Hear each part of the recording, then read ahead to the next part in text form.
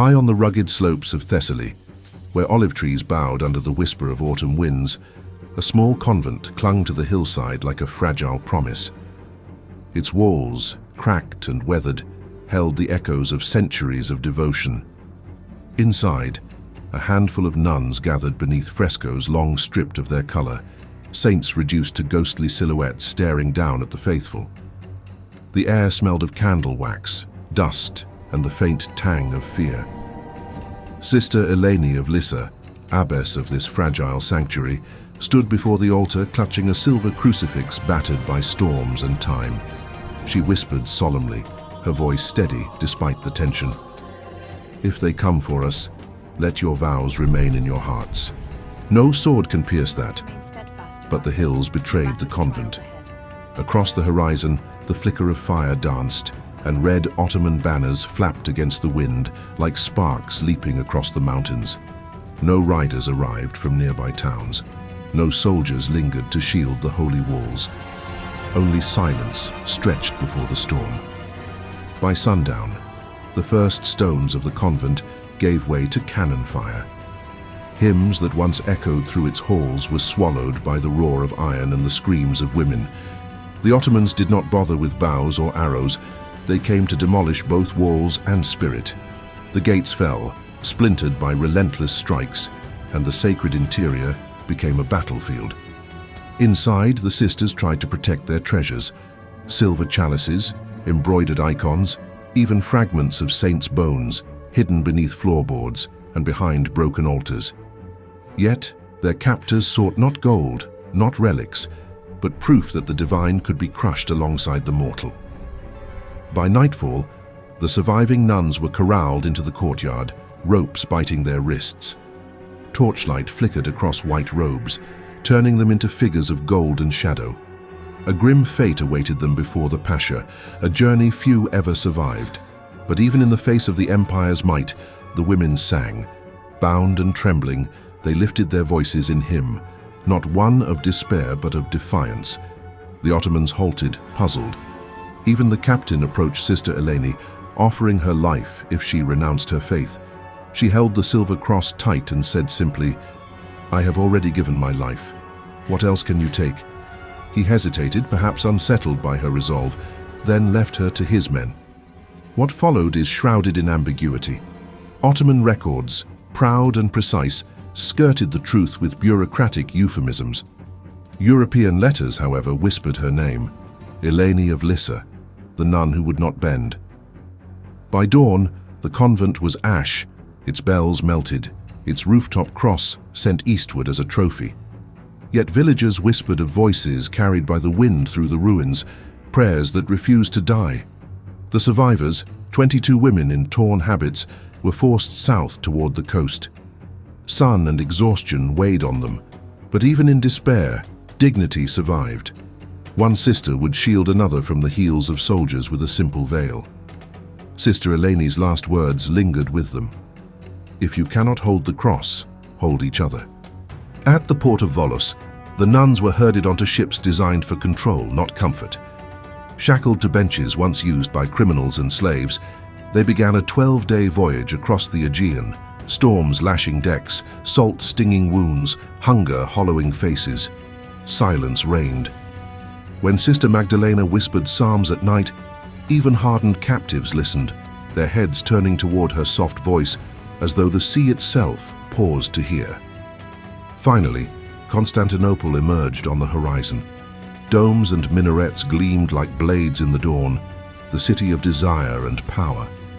To the sisters, it became their cage. Through narrow streets, past merchants and soldiers, Christian nuns walked among slaves and prisoners, a rarity that drew stares and hushed words. In the shadow of Hagia Sophia, kneeling beneath the muezzin's call, one whispered, "We are home, but it is no longer ours." Inside the marble halls of the Dan Humayune, the imperial council, captives faced not kings or priests, but the empire itself. The Grand Vizier observed them, scribes poised to record each name, age, and purpose. Mercy came with a condition: conversion. Those who yielded would be granted life and privileges. Those who resisted would face an undefined discipline of faith, a phrase heavy with threat. Sister Dearest, one of the eldest, stepped forward with calm defiance. "You may rename us," she said, "but you cannot rewrite the prayers we carry." The vizier's face betrayed nothing, yet the words lingered. The sisters were sent to the lower chambers, a subterranean labyrinth beneath the palace, stripped of sunlight and dignity, destined to serve while the empire tried to break their spirits. The chambers were cold, dark, and oppressive. Light seeped in only through narrow slits, just enough to mark night from day.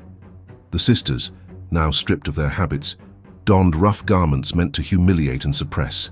They swept floors, fed fires, polished brass, work designed to convert holiness into servitude. Yet the Ottomans underestimated them. These women had survived vows of silence, deprivation, and solitude. Hunger, cold, labor, none of it could break them. Night after night, hidden from all eyes, they prayed. A cross scratched into clay, verses traced into dust. Small acts of faith became their armor. The rhythm of the muezzin's call guided their days, marking a clock not of empire, but of devotion that refused to yield. Whispers spread among palace servants. Some feared them, calling them cursed. Others revered them, sensing something holy in their silence. Days bled into months, hands blistered from toil, names erased, replaced by numbers to signify ownership. Hunger and monotony were meant to erode their spirit, yet their faith endured, stronger for each attempt to break it. Then came false mercy, food, oil, even silk, delivered with gentle words, encouraging them to convert. "Your God and ours are not enemies," said an imam.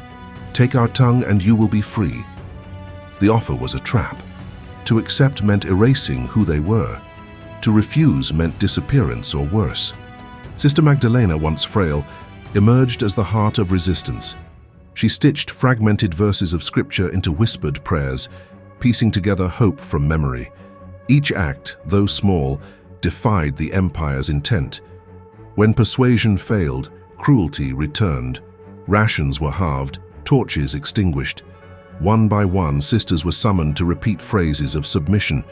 Those who complied were integrated into the palace. Those who refused vanished into obscurity. Faith was not ripped away. It was tested, eroded by hunger, isolation, and the silent question, why endure for a God who does not answer?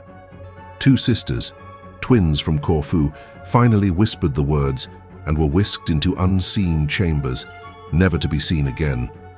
The rest held fast. Sister Dearest, once proud before the vizier, declared, "Call me Silence," her defiance spreading like wildfire among the remaining sisters. They stopped speaking, communicating only through quiet gestures. Reclaiming control the empire believed it had stolen, official records dismissed them. Foreign captives, unresponsive, unproductive. Yet beneath the palace, they became something far greater. Living proof that faith can survive where walls, chains, and empires cannot. By spring, only 11 remained alive. Guards called them ghosts. Servants whispered of faint voices, singing in languages lost to time. The same hymns that had risen from the burning convent now echoed beneath imperial stone. In their secret corners, the women discovered a buried archway, a hidden chamber where they reconstructed a chapel from shards, broken pottery, and scraps of linen. They fashioned crosses from shattered mirrors, altars from fragments, and conducted nightly rituals. No songs, no sermons, just whispered memories, the chime of their home bells, the warmth of bread before dawn, fragments of the world they had lost. Their devotion persisted for months, perhaps years. Despite hunger, cold, and confinement, they moved with a quiet, unnerving calm. Overseers labeled it madness. Scribes recorded it with detached curiosity, yet the sisters had tapped into a strength beyond comprehension. Their faith, hidden and eternal, became a silent rebellion no empire could erase. By the time a new sultan ascended, only a few remained, aged, worn, and almost forgotten. Yet beneath the palace, their secret chapel endured, silent, hidden, eternal. The walls held their prayers, a testament that could outlast empires, wars, and the erasure of ink. Theirs was a resistance carved in stone, a defiance that no conqueror could claim. And this was just the beginning. Teaser. What the Ottomans could not crush in stone or flesh, the sisters carried within, an endurance so powerful it would defy history itself. In the next part, their story of survival and secret faith unfolds in ways even the empire could not anticipate. Time passed slowly beneath the palace of Constantinople, yet the sisters' determination only hardened. Every day was a test. Long hours of labor, food measured to the last crumb, and the suffocating weight of invisibility. The palace expected obedience, silence, and submission, but it underestimated what devotion could endure. Within the shadowed corridors, the nuns carved their presence into the very stones. Sister Magdalena marked the walls with symbols, a small bird for each living sister, a tiny flame for those lost to the empire's cruelty. With every disappearance, the remaining women would pause, let the memory settle, and continue, each act of remembrance becoming both prayer and quiet rebellion. They discovered ingenuity in confinement. Broken pottery became candle holders, scraps of cloth turned into altar linens, and shards of mirror were fashioned into crosses. Nights were devoted to their clandestine chapel, where they whispered stories of home, the scent of bread baking at dawn, the bell tolling across a hillside, laughter in the gardens of Thessaly. These memories became their hymns, a quiet defiance echoing in a world that tried to erase them. Even the guards began to sense something uncanny. The sisters moved with a calm that seemed unnatural, a serenity that could not be bought or broken. Those who dared to spy or mock them reported whispers beneath the floors, faint chanting that could not be traced. Officials dismissed it as superstition or madness, but those whispers carried meaning far beyond what any conqueror could grasp. Months bled into years. Hunger, cold, and toil left their marks, yet the women endured, sustained by faith that had been forged in fire. When interrogators attempted persuasion, the sisters remained silent, answering only with presence. Their refusal was not just spiritual, it was a strategy. Every act of quiet defiance wore away the illusion of control. The empire could measure them in numbers, chains, and records, but it could not quantify faith, hope, or resilience. And yet the threat of erasure remained constant. Any slip, any hint of weakness could mean disappearance. Sisters vanished without trace, their absence leaving only shadows in the chapel walls. The survivors bore witness silently, carrying both grief and strength. Each lost voice was honored in memory, every act of erasure becoming fuel for survival. Stories of the sisters slowly spread among the palace servants. Some feared them, whispering of women whose presence seemed otherworldly, who never begged, never complained, and never succumbed. Others called them saints, sensing a power beyond the physical world. And in the hidden chapel, the women grew bolder, not outwardly, but in spirit. Prayer became a rebellion, memory a weapon, silence a shield. Eventually, the hidden revolt reached its quiet peak. The sisters, once 22, had dwindled to just a handful. Their numbers were fewer, their bodies worn, but their hearts carried more defiance than ever before. They had become shadows beneath the empire, a living testament to faith that no sword could sever, no decree could erase. The empire believed it had reduced them to silence, but in reality, the sisters had transformed silence into immortality. As decades passed, the palace and its empire changed. Sultans came and went, political tides shifted, and Topkapi's marble halls echoed with new voices. Yet beneath the surface, the nuns' secret chapel endured. Centuries of neglect could not erase their devotion. Their carvings, their symbols, their tiny acts of memory remained, hidden in stone, waiting for eyes that would one day see. The sisters aged, their bodies weakened, but their resolve never wavered. They continued to mark the walls, to whisper stories of home, to preserve the past in ritual. Each bird, each flame, each scratched line of scripture was a declaration. Though empires rise and fall, faith can survive. Even as the world above moved on, the women's prayers persisted, unbroken and eternal.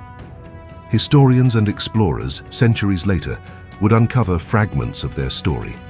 Venetian journals spoke of strange voices beneath the palace, of nuns who had sung in secret, their hymns enduring long after they vanished from sight.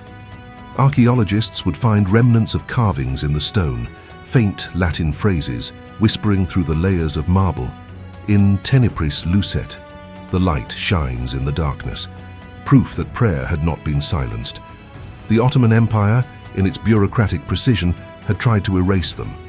Ledgers recorded them as unfit for service, disposed, unknown. No dates, no burial records, no trace, yet the silence itself became testament. Only something worthy of shame or fear could be hidden so meticulously. And so, in a paradoxical twist, the empire's attempt at erasure preserved the legend. Even the youngest survivors left traces of defiance. Sister Magdalena, whose faith had grown in the crucible of suffering, carved the remaining symbols, documenting the survival of each sister, marking the loss of others, and ensuring that their memory would endure. What the empire could not claim, faith, hope, identity, was theirs alone. As years became decades, the last of the nuns passed from the physical world, yet their spirit, encoded in stone, in whispered hymns and in secret rituals, outlasted every decree and conquest. When the ruins of Topkapi Palace were studied centuries later, archaeologists and historians glimpsed the faint carvings, proof that faith, when fiercely protected, cannot be extinguished. The story of the vanished sisters, whispered in the shadows, became legend. It inspired future generations, a silent testament to the power of devotion, endurance, and memory. The walls of their hidden chapel held what the conquerors could not, proof that even in the deepest darkness, the human spirit, guided by faith, could carve light into stone. And so, from the ashes of Thessaly to the hidden halls of Constantinople, the legacy of Sister Eleni, Sister Magdalena, and their companions endured. Though empires rise and fall, though walls crumble and records are erased, faith etched in courage, memory, and stone remains eternal, an unbroken hymn that no conqueror could ever silence. The whispers of their devotion live on, reminding us that the most enduring victories are not of swords or empires, but of hearts that refuse to surrender. Teaser. The convent may have burned, the empire may have claimed the surface, but the story of the nuns of Thessaly reminds us that faith, courage, and defiance can endure far longer than history ever expects. Their silent rebellion, hidden beneath centuries of stone, still speaks to those willing to listen.